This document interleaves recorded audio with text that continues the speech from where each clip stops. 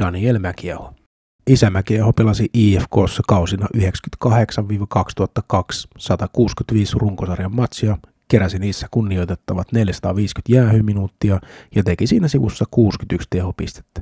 Kaverilla oli jonkunlaista kulttimainetta kannattajien keskuudessa ja sai jossain kohtaa liiganimen McVavy, koska löi hynttyyt yhteen itse Frank Muuberin tyttären kanssa.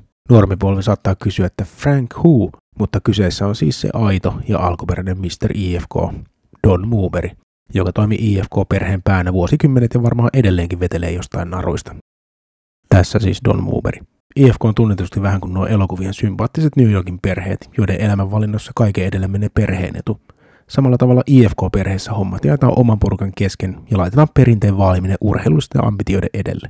Tässä kun lähdettiin jo vähän laukalle, niin voidaan varmaan jatkaa samaa rataa. Kummi sitä kolmosessa oli hahmo nimeltä Vincent Mancini, joka oli Corleonen mafiaperheen alkuperäisen Donin, Vito Corleonen pojan Sonin avioton lapsi. Vincent haki vähän paikkaansa ja kävi tekemässä keikkahommia muissa perheissä, kunnes lopulta pääsi Michael Corleonen oppiin.